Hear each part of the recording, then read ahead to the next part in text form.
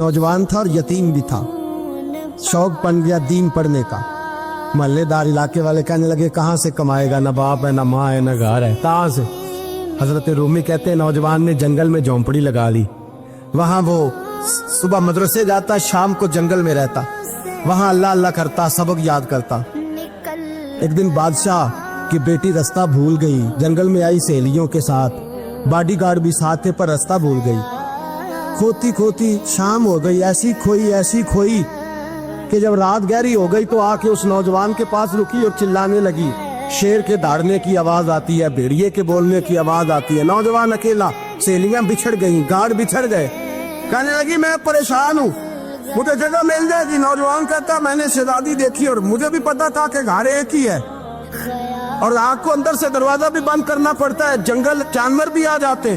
कहते मेरी छोटी सी कुटिया में, झोंपड़ी में वो आई, रो के कहने लगी सहारा कोई नहीं, अगर मैं पीछे निकलूंगी तो भेड़िए खा जाएगा।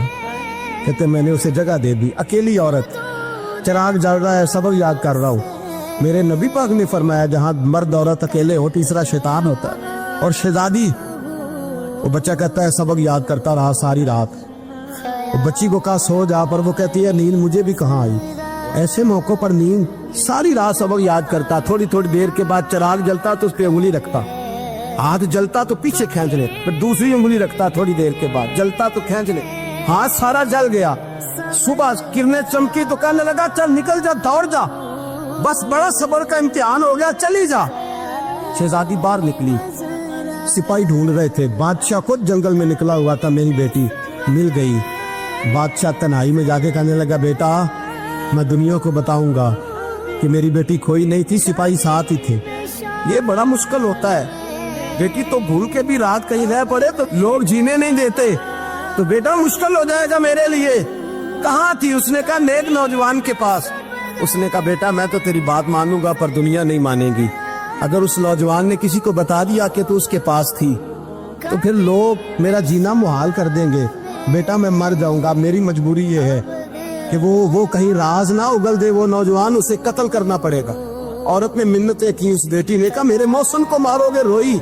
और वो कहने लगा मैं बादशाह हूँ, मेरा अपना वकार है, मैं उसको छोड़ नहीं सकता। गिरफ्तार कर लाए सिपाही। वक्त तय हो गया सजा का। अकेले कारकोठरी में रखा गया, जो उसके खास एतबार वाले थे उनकी ड्यूटी लगाई। बादशाह ने बुलाया, पहले बिलम आया। औरत कहने लगी, बेटी कहने लगी एक दफा तो बुलाओ ना, एक सवाल बस पर्दे में रह के पूछना है और फिर जो आपका जी चाहे, मेरे मौसम को मारना तो है, तो मर्जी आपकी। सामने खड़ा किया, नौजवान पर्दे के पीछे, औरत खड़ी हो गई। बादशाह बीच बैठ गया। बीबी कहने लगी सारी रात बेदार मैं भी रही, सोया तू भी नहीं। वो जो तू चिराग के करीब हाथ लगा के जलाता था वो समझ नहीं आई। नौजवान रो पड़ा, कहने लगा क्या करूं, मैंने रसूलुल्लाह का दीन पढ़ा है, क्या करूं, मैंने हुजूर का दीन पढ़ा है। मैंने पढ़ा है कि जानी को सबसे नीचे दोज़ख के सबसे निचले दर्जे में जलाया जाए, उसे जहन्नमियों का पीप और रेशा पिलाया जाए, कंद खिलाया जाए। ये रवायतें पड़ी हुई थी। थोड़ी थोड़ी देर के बाद शैतान मुझे कहता था बदकारी कर ले। मैं अपना हाथ उसी वक्त जब शैतान मशवरा देता तो मैं आग पे करता। मैं कहता अगर ये बर्दाश्त हो गई तो वो भी हो जाए। जब हाथ जलता तो मैं समझ जाता नहीं तुझसे तो ये नहीं बर्दाश्त होती तो वो कैसे हो। फिर मुझे शैतान मशवरा देता कोई देख नहीं रहा तो बुलाने नहीं गया, खुद आई, मैं दूसरी उंगली लगा देता। मैंने हाथ जलाया और मैं समझ गया जब छोटे से चिराग की इतनी सी शमा की आग नहीं बर्दाश्त होती तो दोज़ख कैसे बर्दाश्त होगी। कहता मैं बाज आया। बादशाह ने ये कहानी सुनी, लफ्ज सुने तो चीख मार के रोया। कहने लगा तालिब इल्म तू तो मेरे नबी का सच्चा गुलाम है और मेरे रसूल के जो सच्चे गुलाम होते हैं उन्हें फांसियां नहीं दी जाती, उन्हें तख्त पर बिठाया जाता है। अब तुझे सजा नहीं होगी बल्कि मैं अपनी बेटी का निकाह तेरे साथ करूंगा और मेरे बाद इस सल्तनत का बादशाह भी तू ही बनेगा।